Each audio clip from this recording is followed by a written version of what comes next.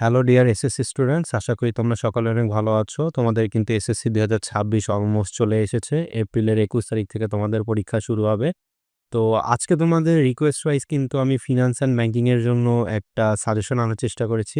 কিছু টপিক দিয়েছি, এগুলো যদি কভার করতে পারো ইনশাআল্লাহ তোমাদের যে আপকামিং এসএসসি আসতেছে সেইখানে তোমরা A+ নিশ্চিত করতে পারবা। সৃজনশীলে কিন্তু এই টপিকগুলো তোমরা কমন পাবা। আর এমসিকিউর জন্য কিন্তু আমি বারবার বলি যে তোমাদের যে বোর্ড থেকে বইটা দেওয়া আছে এই ফুল যেই বইটা পড়তে হবে, তাহলেই কিন্তু তোমরা কমন পাবা। এটার জন্য তোমরা অনেকে টেস্ট পেপার বলো, তারপরে হচ্ছে তোমাদের অনেকে গাইড আছে, এগুলার পিছে দৌড়াদৌড়ি করো। তো এগুলা যে ফলো করলে A+ পাবা না এমন না, বাট এগুলাই কিন্তু অনেক প্রেশার বেশি নিতে হয়, কারণ এক কোয়েশ্চেন হয় না, অনেকবার থাকে। তোমরা যদি যেই ফুল বইটা আছে, যেই মেইন বইটা আছে তোমাদের, সেইটা যদি কভার আপ করতে পারো তাহলে কিন্তু এই এত দৌড়াদৌড়ি করতে হয় না। ইনশাল্লাহ আজকে ফুল টপিকটা কভার করার চেষ্টা করব। তো সবার আগে আমি আমাদের ফাইন্যান্স অ্যান্ড ব্যাংকিং এর জন্য যে মানবন্টনটা আছে, যেভাবে তোমাদের পরীক্ষায় আসবে, যেভাবে অ্যান্সার করতে হবে, সেইটা আমি একটু বলার চেষ্টা করব। তো তোমরা যদি কেউ অলরেডি এই ব্যাপারে জেনে থাকো, আমি ভিডিওতে টাইমলাইনটা দিয়ে দিচ্ছি, তোমরা ওই টাইমলাইন থেকে কিন্তু কন্টিনিউ করতে পারো। সেখান থেকে আমি হচ্ছে সাজেশনটা শুরু করব। আপাতত আমি একটু তোমাদেরকে মানদণ্ডটা বুঝাবো। তো তোমরা অলরেডি কিন্তু টেস্ট এক্সাম দিয়ে এসেছো, তো আশা করি তোমরা সবাই জানো। তারপরেও কয়েকজনের মধ্যে একটু কনফিউশন থাকে যে আমি কোথা থেকে কি অ্যান্সার করবো, কি অ্যান্সার করতে হবে। তো সেই জন্য কিন্তু তোমাদের জন্য একটু ব্রিফলি আর কি কভার আপ করতে চাই যে কি অ্যান্সার করতে হবে। তো তোমরা যেমনটা জানো, তোমাদের কিন্তু সৃজনশীল কোয়েশ্চেন অ্যান্সার করতে হবে 50 মার্কের জন্য। তোমাদের হচ্ছে 8টা কোয়েশ্চেন আসবে, যার মধ্যে ফাইন্যান্স অংশ থেকে আসবে 5টা আর ব্যাংকিং অংশ থেকে আসবে 3টা। এই ফাইন্যান্স অংশ কিন্তু থাকবে ক বিভাগ, আর এই ব্যাংকিং অংশ থাকবে কিন্তু খ বিভাগ। এই 2 বিভাগ থেকেই কিন্তু কোয়েশ্চেন আসবে, আর ম্যান্ডেটরি এই 2 বিভাগ থেকে কোয়েশ্চেন অ্যান্সার করতে হবে। এখন যেমনটি বললাম, ক বিভাগ থেকে অর্থাৎ ফাইন্যান্স বিভাগ থেকে 5টা কোয়েশ্চেন আসবে। 5টার মধ্যে কিন্তু মিনিমাম তোমাদের 2টা অ্যান্সার করতে হবে। আর ব্যাংকিং অংশ থেকে তোমাদের 3টা কোয়েশ্চেন হবে, 3টা থেকেও 2টা অ্যান্সার করতে হবে। তো এইখানে 2টা, এইখানে 2টা, তোমাদের কিন্তু হইল টোটাল 4টা। আরও তোমাদের একটা অ্যান্সার করতে হবে, অর্থাৎ তোমাদের কিন্তু অ্যান্সার করতে হবে 5টা। এই 5টা তোমরা বাকি যেই কোয়েশ্চেনগুলো থাকে, ফাইন্যান্স হোক, ব্যাংকিং হোক, যেখান থেকে ইচ্ছা তোমাদের পছন্দ মতো অ্যান্সার করতে পারো। তো এইখানে কিন্তু তোমাদের 5x10 50 মার্ক কভার হয়ে গেল। তারপরে আসে আমাদের শর্ট কোয়েশ্চেন। শর্ট কোয়েশ্চেনও সেম, আমাদের হচ্ছে একটা ক বিভাগ আর খ বিভাগ থাকবে। ক বিভাগ হচ্ছে অ্যাজ ইউজুয়াল ফাইন্যান্স, আর খ বিভাগ যেইটা সেইটা হচ্ছে আমাদের ব্যাংকিং এর যে চ্যাপ্টারগুলো থাকবে সেইখান থেকে আসবে। তো ক বিভাগে কিন্তু অর্থাৎ ফাইন্যান্সে কিন্তু 8টা থাকবে, আর ব্যাংকিং এ কিন্তু থাকবে তোমার 7টা। এই টোটাল মিলাই কিন্তু তোমার থাকবে 15টা কোয়েশ্চেন। 15টার মধ্যে ফাইন্যান্স থেকে তোমাদের 2টা ম্যান্ডেটরিলি দিতেই হবে, আর ব্যাংকিং থেকেও তোমাদের 2টা ম্যান্ডেটরিলি দিতে হবে। তাহলে তোমাদের হলো 4টা। আরও তোমাদের অ্যান্সার করা লাগবে কিন্তু 6টা। এই 6টা মিলায় টোটাল তোমাদের হবে 10টা। এই 10টা হচ্ছে তোমাদের সংক্ষিপ্ত কোয়েশ্চেন থেকে অ্যান্সার করা লাগবে। তো এইখানে 10 ইন্টু 2 করে কিন্তু 20 মার্ক হচ্ছে। তো আমরা যদি এই 50 মার্কটা নিই আর 20 মার্কটা নিই, তাহলে কিন্তু তোমাদের এখানে 70 মার্ক সিকিউতে কভার হয়ে যাচ্ছে। যে লিখিত পার্ট আছে সেখানে কভার হচ্ছে। তারপরে বাকিটা তোমরা সবাই জানো, এমসিকিউর জন্য কিন্তু তোমাদের 30 মার্ক অ্যালোকেট করা আছে। এই 30-এর মধ্যে 30টা অ্যান্সার করতে হবে, প্রত্যেকটার জন্য 1 মিনিট করে 30 মিনিট পাবা। তো এই 30 মার্ক মিলে তোমরা হচ্ছে টোটাল 100 মার্কের পরীক্ষা দিবা। তো এই ফাইন্যান্স অ্যান্ড ব্যাংকিং নিয়ে কিন্তু কোনো প্র্যাকটিক্যাল নাই, আবার কেউ ওই জিনিসে জড়ায় না।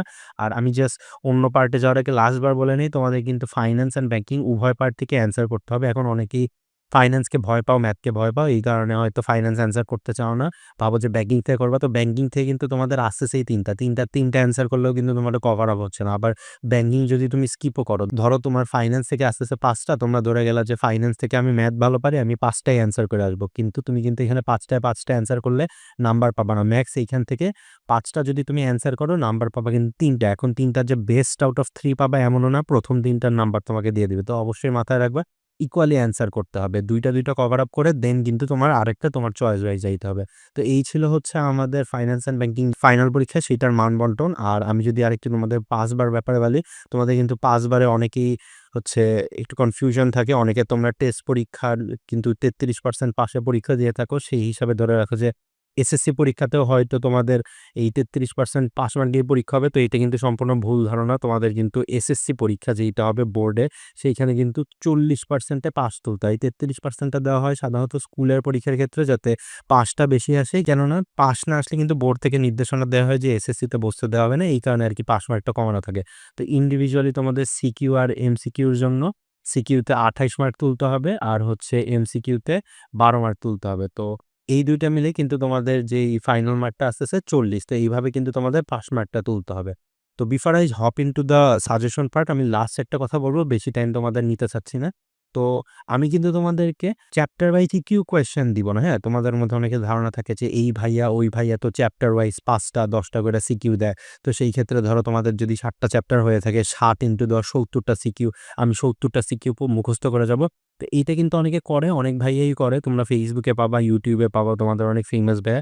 তো আমার ব্যাপারে যদি আমি পার্সোনালি বলি, আমি কিন্তু এই সিকিউ তোমাদের স্পেসিফিকলি দেওয়া এইটা একদমই পছন্দ করি না। কেননা আমি তোমাদেরকে বলি, তোমাদের কিন্তু শর্ট সিলেবাস, এই চ্যাপ্টারে কিন্তু খুব বেশি টপিক নেই। আমি তোমাদেরকে এর থেকে বরং কয়েকটা করে টপিক দিয়ে দিব। এখন তোমরা যদি এই টপিকগুলো কভার আপ করতে পারো, তাহলে কিন্তু ওই টপিক থেকেই তোমরা যদি সিকিউ লেখার প্যাটার্ন বুঝো, সেই সিকিউ লেখার প্যাটার্ন দিয়ে তোমরা ওই সিকিউতে ১০ এ ১০ বা ৪ এ ৪, ৩ এ ৩ ফুল মার্কে অ্যান্সার করতে পারো। এখন অন দ্য আদার হ্যান্ড, আমি যদি তোমাকে সিকিউ দেই, ধরো আমি চ্যাপ্টার 1 ফাইন্যান্সের যে চ্যাপ্টার আছে অর্থায়ন, সেইখান থেকে আমি তোমাকে ১০টা সিকিউ দিলাম।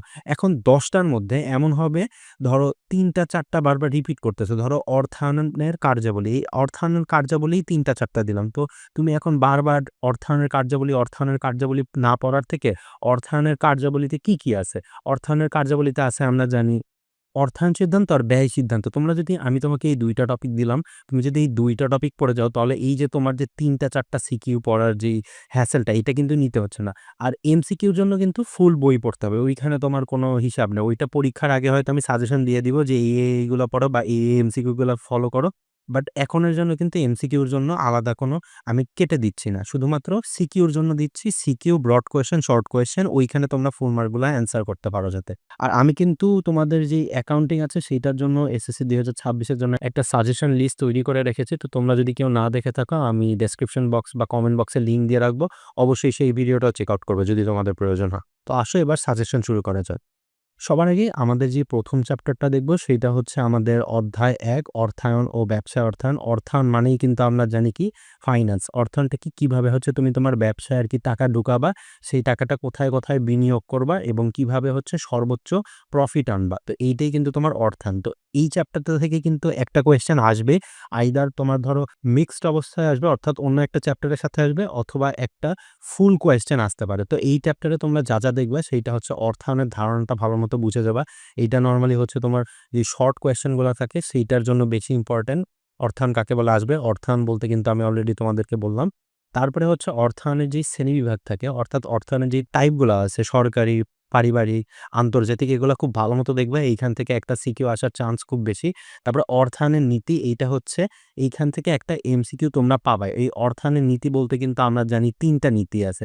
৩টা নীতির মধ্যে কি আছে? তারল্য নীতি আছে, তারপরে ধরো তোমার পোর্টফোলিও বা বৈচিত্র্যায়নের নীতি আছে, তারপরে তোমার উপযুক্ততার নীতি আছে।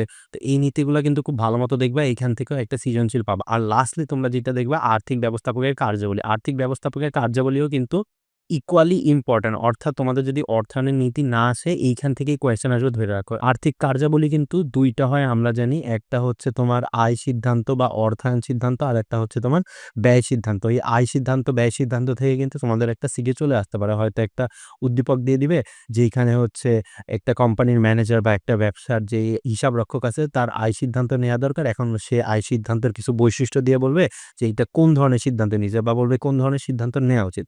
তো এইখান থেকে শুধুমাত্র ১টা দেখবা তোমরা শর্ট কোয়েশ্চেনের জন্য, আর বাকি যেই ৩টা আছে এই ৩টা হচ্ছে ইকুয়ালি ইম্পোর্টেন্ট সিকিউর জন্য। তারপর আমাদের নেক্সট চ্যাপ্টার অর্থের সময়মূল্য। এটা কিন্তু সকলেরই একটা খুব ফেভারিট চ্যাপ্টার। ইজিলি আমরা নাম্বার তুলতে পারি। তোমাদের যদি কোনো চ্যাপ্টার কভার করে দেওয়া লাগে তাহলে আমাকে অবশ্যই কমেন্ট বক্সে দিবা। আমি অবশ্যই ওই চ্যাপ্টার বা ওই টপিকটা কভার করার চেষ্টা করব। সবার আগেই অর্থের সময়মূল্যের ধারণা, অর্থাৎ কাকে বলে এইটা তোমরা দেখবা। যেকোনো টপিক পড়ার আগে ওই টপিকটা কাকে বলে এইটা শিখবা, তাইলে দেখবা অটোমেটিক তোমাদের ১ মার্ক আইসা গেছে। অনেক ক্ষেত্রেই লেখার ক্ষেত্রে বলো, সৃজনশীল, ব্রড কোয়েশ্চেন আসুক, এগুলো লিখলে কিন্তু ১-২ মার্ক চলে আসে। এইটা হচ্ছে কি শর্ট কোয়েশ্চেনের জন্য পড়বা। তারপরে অর্থের বর্তমান মূল্য, ভবিষ্যৎ মূল্য, এইটাও কাকে বলে পড়বা। প্লাস হচ্ছে তোমরা ম্যাথস দেখবা। এইটা ম্যাথস না দেখলে কিন্তু হবেই না। এইখানে হয়তো একটা ফুল ফ্লেজেড ম্যাথ আসবে। হতে পারে এইটা অর্থায়নের চ্যাপ্টারের সাথে আসলো। তারপরে প্রকৃত সুদের হার নির্ণয় করো, এটা দেখবা। এইটা কোনো না কোনো বোর্ডে চলেই আসবে। ঢাকা বোর্ডে আসার সম্ভাবনা কম, বাট অন্যান্য বোর্ডগুলায় মাস্ট থাকো যে আসবে প্রকৃত সুদের হার। প্রকৃত সুদের হার বলতে কিন্তু আমরা ইএআর অর্থাৎ এফেক্টিভ অ্যানুয়াল রেট বুঝি। আর লাস্টে হচ্ছে কত বছরে সুদ দ্বিগুণ হয়? এটা একটু কম ইম্পোর্টেন্ট, তারপরেও দেখে যাবো। আমি ২ টা স্টার দিয়ে রাখলাম। যে কত বছরে সুদ দ্বিগুণ হয়? এটার ক্ষেত্রে আমরা কি জানি? আমরা কিন্তু রুল 72 জানি যে কত বছরে বা কি পরিমাণ সুদের হারে দ্বিগুণ হচ্ছে। এখন এইখানে আমি তোমাদের একটা জিনিস বলে রাখি, এইখানে শুধুমাত্র ম্যাথ দেখে যাবা না। এখানে কিন্তু অনেক বোর্ডেই এমন হয়ে থাকে, ইভেন আমি যেই সময় এসএসসি দিছিলাম আমার খুব ক্লিয়ারলি মনে আছে আমাদের এমন আসছিল যে নাম্বারে হচ্ছে আমাদেরকে ম্যাথ করতে দিছিল যে ২ টা প্রকল্প দিয়ে দিছিল। ওই ২ টা প্রকল্পের প্রেজেন্ট ভ্যালুর মাধ্যমে কম্পেয়ার করতে হয়েছিল। আর নাম্বারে কিন্তু আমাদের এই চ্যাপ্টার থেকে হচ্ছে একটা কোয়েশ্চেন দিয়েছিল যে এই অর্থের সময় মূল্যটা কেন গুরুত্বপূর্ণ? অর্থাৎ কেন দরকার? তো এই টাইপের কিন্তু কোয়েশ্চেন চলে আসতে পারে। এইজন্যই কিন্তু আমি এইখানে ধারণা কাকে বলে এগুলা প্রত্যেকটাও ইম্পোর্টেন্ট দিয়ে রাখছি। তো এই চ্যাপ্টারে কিন্তু ম্যাথস এর পাশাপাশি থিওরি গুলো অর্থাৎ অর্থের সময়মূল্য কি, অর্থের যে সময়মূল্যের থিওরি গুলো আছে অর্থাৎ প্রেজেন্ট ভ্যালু কি, ফিউচার ভ্যালু কি, এগুলো কিভাবে বের করে, থিওরিটিক্যালি কেন বের করা হয় এগুলা পড়বা। তারপরে হচ্ছে এই প্রকৃত সুদের হার দেখবা আর হচ্ছে কত বছরে দ্বিগুণ হয়। এইখানে আমি আরেকটা জিনিস মেনশন করতে ভুলে গেছি, সেইটা হইলো অর্থের বর্তমান ও ভবিষ্যৎ মূল্য বের করার ক্ষেত্রে কিন্তু তোমাদের যদি ম্যাথ আসে 90% ধরে রাখো চক্রবৃদ্ধিটাই আসবে। অর্থাৎ এম এর যে ভ্যালু আছে সেইটা ধরেই মূল্যটা বের করতে বলবে। এম ছাড়া যেই নরমালটা আছে অর্থাৎ সরল সুদ সেটা কিন্তু এত দেয় না। এটা খুবই ইজি। তোমরা যদি কেউ শুধু সরলটা করে থাকো এটা ভুলেও করবে না। চক্রবৃদ্ধি মাস্ট। যদি লাগে আমাকে বলবা আমি করে দিব। তারপরে হচ্ছে আমরা আমাদের নেক্সট চ্যাপ্টারে চলে আসলাম। এটা হলো ঝুঁকি ও অনিশ্চয়তা। খুবই ছোট একটা চ্যাপ্টার, পড়ার মতো একেবারেই কিছু নাই। এই টপিকগুলো শুধু পড়বা যেগুলো দেয়া আছে। দেখবা যে তোমাদের বইটা রিভাইজে দেওয়া লাগতেছে না। এত ছোট এই চ্যাপ্টারটা।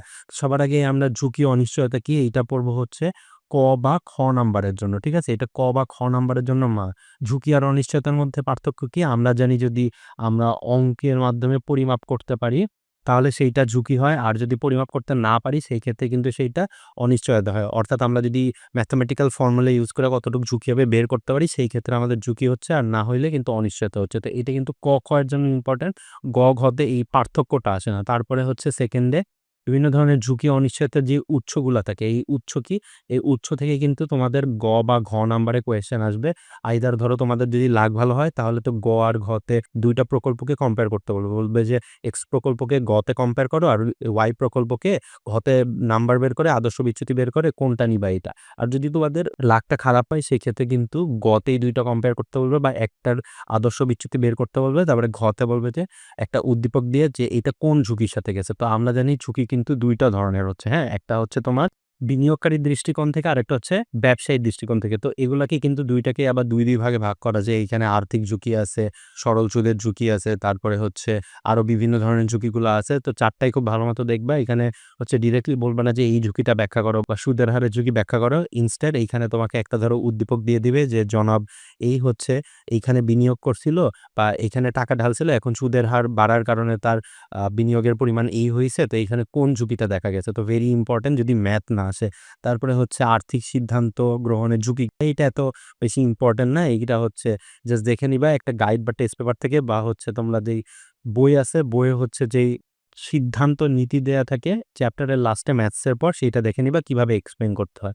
তারপরে হচ্ছে ঝুঁকিযুক্ত হয়, ঝুঁকিমুক্ত হয়, এইটাও খুবই ইম্পোর্টেন্ট। বাট এইটা হচ্ছে ক, খ এই সংক্ষিপ্ত প্রশ্নগুলোর জন্য এইটা কিন্তু বড় কোয়েশ্চেন আসবে না যে ঝুঁকিমুক্ত, ঝুঁকিযুক্ত হয়। তারপরে হচ্ছে মাস্ট একটা কোয়েশ্চেন, এইটা আসলেই লাগবে, না আসলে নাই। সেটা হলো আদর্শ বিচ্যুতি নির্ণয় করো এবং ব্যাখ্যা করো। অর্থাৎ ২ টা কোম্পানির বের করবা, তারপর জাস্ট কম্পেয়ার করবা। তো এই ছিল হচ্ছে আমার চ্যাপ্টার ৫ ঝুঁকি অনিশ্চয়তা থেকে যা আসবে। তারপর আমাদের ফাইন্যান্স পার্টের যে লাস্ট চ্যাপ্টারটা আছে চ্যাপ্টার ৬, এখানে কিন্তু থিওরির একেবারে কিচ্ছু নেই। তোমরা যদি ম্যাথগুলা পারো তাহলে তোমাদের 90% কভার হয়ে গেছে। এর বাইরে ধরো কয়েকটা হচ্ছে তোমাদের জাস্ট সংক্ষিপ্ত প্রশ্ন পড়তে হয় ক, খ গুলো কভার আপ করার জন্য। তো অ্যাজ ইউজুয়াল মূলধন বাজেটিং কি, এটার উদ্দেশ্য কি, এটার গুরুত্ব কি, এগুলা মাস্ট দেখবা।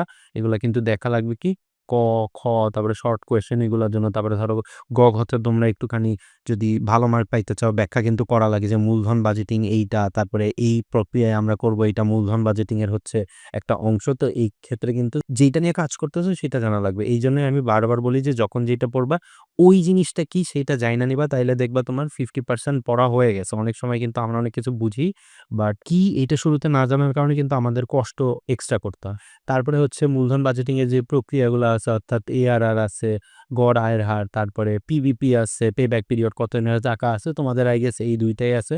তো এই ২ টা ভালো মতো দেখবা ম্যাথস। এইখান থেকে ম্যাথসই আসবে, কনফার্ম থাকো। এইখান থেকে থিওরি খুব কম আসে, ম্যাথসই আসবে আমি গ্যারান্টি দিয়ে দিলাম। আর হচ্ছে মূলধন বাজেটিং এর সীমাবদ্ধতা। এইটা কিসের জন্য দেখবা? এইটা দেখবা হচ্ছে তোমরা এমসিকিউর জন্য, ঠিক আছে? এমসিকিউতে আসে যে নিচের কোনটা? এই প্রক্রিয়ার সীমাবদ্ধতা। তো এইখান থেকে আমি যা বললাম, এই ১ম টা আর ৩ নাম্বারটা আসবে হচ্ছে তোমার এমসিকিউ এবং শর্ট কোয়েশ্চেনের জন্য।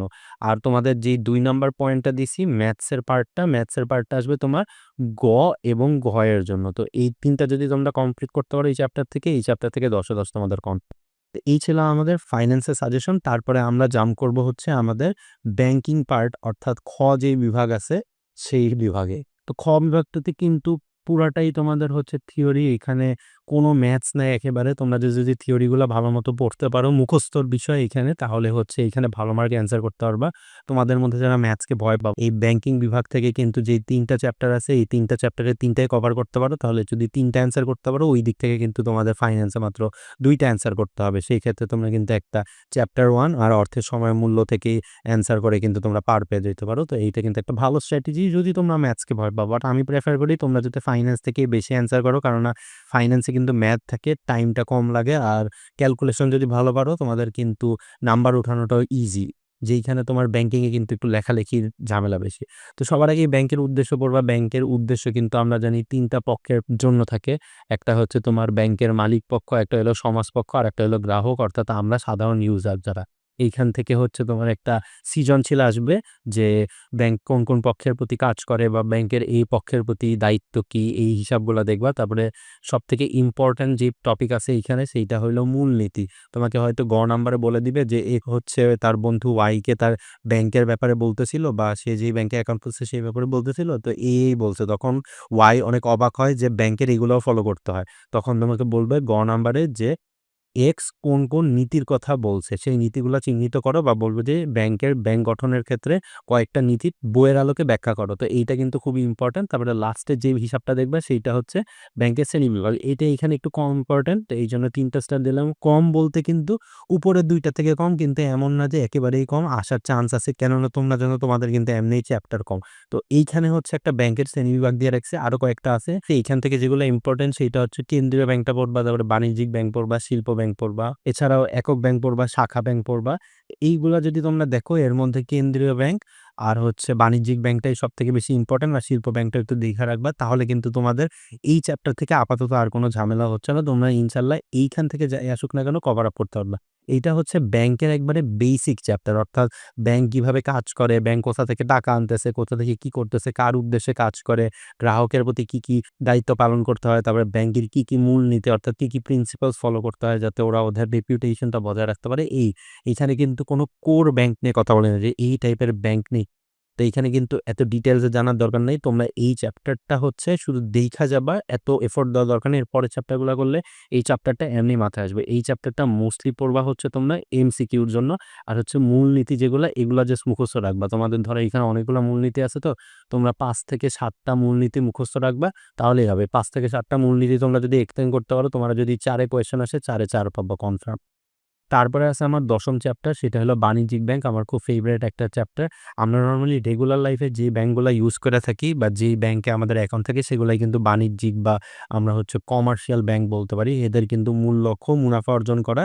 এই লক্ষ্যে এরা পরিচালন করে থাকে। তো সবার আগেই তোমরা দেখবে বাণিজ্যিক ব্যাংকটা কি আর বাণিজ্যিক ব্যাংকের উদ্দেশ্য কি বইয়ে খুব সুন্দর মতো ক্লিয়ারলি বলা আছে।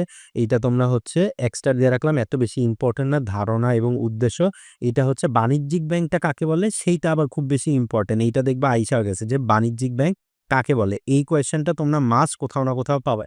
তারপরে হলো বাণিজ্যিক ব্যাংকের কার্যাবলী খুবই ইম্পর্টেন্ট। এইটাই আসবে যে মনে করো তোমারে বলল এক্স এর বন্ধু ওয়াই এই রিসেন্টলি একটা নিউ বাণিজ্যিক ব্যাংকে অ্যাকাউন্ট খুলছে। সেই বাণিজ্যিক ব্যাংকের সম্পর্কে এখন এক্স আবার ওয়াইকে বলছে। তো এক্স জানতে চাইলো যে এই যে যেই টাইপের ব্যাংকটা এটা কি, কি কার্যাবলী করে। তো তোমাদের ফার্স্ট আইডেন্টিফাই করতে হবে যে এটা একটা বাণিজ্যিক ব্যাংক। তারপরে কার্যাবলী, ধরো কার্যাবলী তোমরা ৫-৬ টা পয়েন্টে উল্লেখ করে দিবা। ফার্স্টে লিখবা যে এইটা হইলো আমার বাণিজ্যিক ব্যাংক, বা এক্স এর বন্ধু যেই কথা বলতেছে সেটা বাণিজ্যিক ব্যাংক। তারপরে আরেকটা পয়েন্টে লিখবা যে এইকে বাণিজ্যিক ব্যাংক বলে, এই বাণিজ্যিক ব্যাংকের একটুখানি ব্যাখ্যা করবা। তারপরে তোমাদের থার্ড পয়েন্টটা হচ্ছে যে পয়েন্টগুলো আছে সেই পয়েন্টগুলো তোমরা ব্যাখ্যা করে বলে দিবা। সুতরাং আমরা বলতে পারি যে এই কার্যাবলীগুলো বাণিজ্যিক ব্যাংক করে থাকে এবং তার বর্ণনা করা ব্যাংকটা হলো বাণিজ্যিক ব্যাংক। তাহলে কিন্তু এখানে ফুল মার্ক পাচ্ছ। আর লাস্ট যেই জিনিসটা দেখবা এইটা হচ্ছে ইকুয়ালি ইম্পর্টেন্ট, প্লাস হচ্ছে এমসিকিউর জন্য অনেক গুরুত্বপূর্ণ, যে বাণিজ্যিক ব্যাংক আয় ও ব্যয়ের উৎস কি? আয়ের উৎস কিন্তু আমরা জানি যে সাধারণ যেই জনগণ আছে অর্থাৎ আমরা আছি তাদের আমানত। অর্থাৎ আমরা যেই ব্যাংকে টাকাটা রাখি সেইটাই কিন্তু তাদের আয়ের মূল উৎস। আর ব্যয় কই করে? ব্যয় যেই খাতগুলাই করে সেগুলো চিহ্নিত করতে হইতে পারে। তো এইটা সিকিউর জন্য এত ইম্পোর্টেন্ট না। সিকিউর জন্য শুধু বাণিজ্যিক ব্যাংক কি, উদ্দেশ্য কি আর কার্যাবলী। আর তোমাদের যদি মনে করো লাখ ভালো হয়, সেই ক্ষেত্রে তোমাদের বাণিজ্যিক ব্যাংকের হয়তো বলবে যে গুরুত্বপূর্ণ কিভাবে? ধরো গুরুত্বপূর্ণ হইতে পারে তোমার কর্মসংস্থান সৃষ্টি করতেছে সেই ক্ষেত্রে, বা ধরো দেশের অর্থনীতিতে ভূমিকা রাখতেছে, বা আমাদের হচ্ছে সুবিধা প্রদান করতেছে, আর্থিক সুবিধা, এইসব ক্ষেত্রে হচ্ছে বাণিজ্যিক ব্যাংক গুরুত্বপূর্ণ। তো এটা কিন্তু খুবই একটা জেনেরিক কোয়েশ্চেন, কমন সেন্সের কোয়েশ্চেন। এটার জন্য কিন্তু পড়ারও কিছু নাই। জাস্ট বাণিজ্যিক ব্যাংকের গুরুত্ব বা বাণিজ্যিক ব্যাংক একটি দেশের অর্থনীতির জন্য অপরিসীম, এগুলো কিন্তু আমাদের কমন সেন্স ইউজ করেই লিখতে হয়। যেখানে তোমাদের প্যারা দিতে হবে, কার্যাবলীগুলো মুখস্থ রাখতে হবে। তো এটা কিন্তু এত ইজি চ্যাপ্টার, মানে পড়ারই কিছু নেই বলতে পারো বেসিক্যালি কার্যাবলী বাদে। তারপরে আমাদের যেই লাস্ট চ্যাপ্টারটা দেখবো সেইটা হচ্ছে ব্যাংকের আমানত। এখন আমরা যেহেতু ব্যাংক নিয়ে এতক্ষণ কথা বললাম, এখন আমানত। অর্থাৎ আমানতটা কে করে? আমরা। আমরা যে জেনারেল ইউজার আছি, আমরা যে ব্যাংকের ব্যবহারকারী আছি, আমাদের ব্যাপারে কথা বলবে যে আমরা কি করতে পারি। তো এইটা নিয়ে কিন্তু এই চ্যাপ্টারটা লেখা হয়েছে। তো সবার আগেই অ্যাজ ইউজুয়াল ব্যাংকের আমানতকারী কারা? ব্যাংকের আমানতকারীর উদ্দেশ্য কি? ব্যাংকের আমানতকারী কে? এগুলা পড়বা। এগুলা হচ্ছে তোমার বেসিক এমসিকিউর জন্য। এখানে সিকিউর সাথে কোনো সাথ নেই। যেইখানে সিকিউর সাথে সাথ আছে সেটা হলো ব্যাংক আমানতের গুরুত্ব ব্যাখ্যা করো।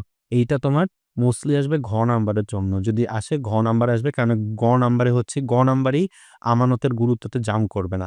আর এই চ্যাপ্টারের জন্য ১০০টা স্টার দিলে হয়তো কম হয়ে যায়। সেটা হলো ব্যাংক হিসাব। অর্থাৎ 80% সিওর থাকো যে তোমার হলো গ এবং ঘ ২ টাতেই ব্যাংক হিসাব নিয়েই কোয়েশ্চেন করবে। আর যদি এটা নিয়ে নাও করে, সেই ক্ষেত্রে কিন্তু আধুনিক যেই ব্যাংকিং আছে সেইটা থেকে ঘ নাম্বারে কোয়েশ্চেন করবে। আর তোমাদের লাক যদি খুবই ভালো হয়, সেই ক্ষেত্রে বলবে আমানতের গুরুত্ব কত, এটা ঘ নাম্বারে বলবে। ঘ নাম্বারে কিন্তু তোমাদের লাক ভালো হইলেই গুরুত্বটা আসতেছে। এছাড়া কি এই ২ টা যে কোয়েশ্চেন আছে অর্থাৎ ব্যাংক হিসাব এবং আধুনিক ব্যাংকিং সেবা, এই ২ টা নিয়ে তোমার গ, খ কমপ্লিট হচ্ছে। আর বাকিগুলা যে ধারণা আছে, আমানতের গুরুত্ব, আরো যত কিছু সেগুলো কিন্তু ব্যাংক আমানতের শর্ট কোয়েশ্চেনের জন্য কভার আপ করতে হবে। আর খ নাম্বারে এই চ্যাপ্টারের সাথে অন্য চ্যাপ্টারের কোয়েশ্চেনও মিক্স থাকতে পারে। যেমন আমানতের চ্যাপ্টারে খ নাম্বারে তোমাকে বলতে পারে যে বাণিজ্যিক ব্যাংক কাকে বলে, কেন্দ্রীয় ব্যাংক কাকে বলে, যেহেতু তোমাদের এগুলো প্রত্যেকটার প্রকারভেদ কিন্তু আছে। যদিও তোমাদের কেন্দ্রীয় ব্যাংকে তোমাদের ফুল সিলেবাসে নাই, কিন্তু কেন্দ্রীয় ব্যাংকের প্রকারভেদটা কিন্তু তোমাদের হচ্ছে ব্যাংক শ্রেণী বিভাগের মধ্যে পড়ে। তো অবশ্যই মুখস্থ করতে হবে, কেউ স্কিপ করবে না। তো আমি তোমাদের স্ক্রিনে ছবি দিয়ে দিচ্ছি এই বইয়ের পেজটা। এই পেজটা খুবই ইম্পর্টেন্ট, খুবই ইম্পর্টেন্ট। এই পেজটা তোমরা সবাই মুখস্থ না ঠোঁটস্থ করবা, যাতে একটা লাইনও তোমাদের মিস না যায়। যেকোনো লাইন থেকে যাই আসুক না কেন, তোমরা যাতে ওইটা কনফার্ম করতে পারো। এই চ্যাপ্টারে কিন্তু প্রত্যেকটা লাইন একটা এমসিকিউ, আর প্রত্যেকটা টপিক সৃজনশীল। যেমন তোমাদের আসতে পারে যে জনাব এক্স একজন ব্যবসায়ী, এখন সে প্রতিনিয়ত এত লাখ টাকা করে উত্তোলন করে আবার জমা দেয়, উত্তোলন করে জমা দেয়। সেই ক্ষেত্রে তার জন্য উত্তম অ্যাকাউন্ট কোনটা? সেই ক্ষেত্রে আমরা কি জানি, ব্যবসায়ীদের জন্য কিন্তু উত্তম অ্যাকাউন্ট হচ্ছে তোমার চলতি হিসাব। তো এখানে প্রত্যেকটা হিসাব খুব ভালো মতো জানতে হবে, স্পেশালি চলতি, তারপরে হচ্ছে সঞ্চয়, স্থায়ী, তারপরে হলো তোমাদের যে স্কুল ব্যাংকিংটা আছে, এগুলো প্রত্যেকটাই খুব ভালো মতো জানবা। তো এইখানে যদি এইগুলো কভার আপ করতে পারো, তাহলে ইনশাল্লাহ তোমাদের এই টপিক থেকে বা এই চ্যাপ্টার থেকে কিন্তু খুবই ইজি একটা ১০ আসতে পারে। এটা কিন্তু আমার খুব ভালো লাগতো এই চ্যাপ্টারটা, যেহেতু আমি ব্যাংকের ব্যাপারে খুব এনথুজিয়াস্ট। আমার ব্যাংকের অ্যাকাউন্টের ব্যাপারে পড়া লাগতো না। আমি এমনি একটু ব্যাংক নিয়ে ঘাটাঘাটি করতাম, জানতাম যে চলতি কারা খুলে, স্থায়ী কারা খুলে। তো তোমরাও আশা করি ব্যাংকের ব্যাপারে ভালো জানো। যদি নাও জানো, সবকিছু তো আর বইয়ের না, একটু বাইরে ঘাটাঘাটি করবা, এমনি ইউটিউবে দেখবা যে কোন অ্যাকাউন্টে কিসের জন্য খুলে। তাইলে দেখবা এই চ্যাপ্টার পরীক্ষার আগে এত ডিটেলসে পড়াও লাগতেছে না। তো এই কিন্তু ছিল আমাদের ফাইন্যান্স অ্যান্ড ব্যাংকিং এর জন্য সাজেশন লিস্ট। এই টপিকগুলো যদি তোমরা কভার আপ করতে পারো, তোমাদের পরীক্ষায় ইনশাল্লাহ A+ নিশ্চিত করবা। A+ তোমাদের কেউ ঠেকাইতে পারবে না। আর তোমাদের জন্য কিন্তু আমি অলরেডি অ্যাকাউন্টিং এর যেই সিলেবাস আছে তোমাদের এসএসসি ২০২৬ এর, ওইটার বেসিসে একটা সাজেশন প্রস্তুত করে রাখছি। ভিডিওটা আমার প্লে লিস্টে আছে, আমি দিয়ে দিব নিচে যদি দরকার পড়ে। আর এছাড়াও যদি তোমাদের ফাইন্যান্সের অন্য কোনো টপিকে হেল্প লাগে, কোনো স্পেসিফিক টপিক বা কোনো চ্যাপ্টারে হেল্প লাগে যে স্যার এই টপিকটা পড়ায় দিলে ভালো হয়, আমাকে অবশ্যই জানাবো, আমি কভার করব। আর ভিডিওটি যদি ভালো লেগে থাকে অবশ্যই চ্যানেলটিতে সাবস্ক্রাইব করে রাখবেন। আমাদের একটি ফেসবুক পেজ আছে, সেখানেও চাইলে ফলো করে রাখতে পারো ফর ফিউচার আপডেটস।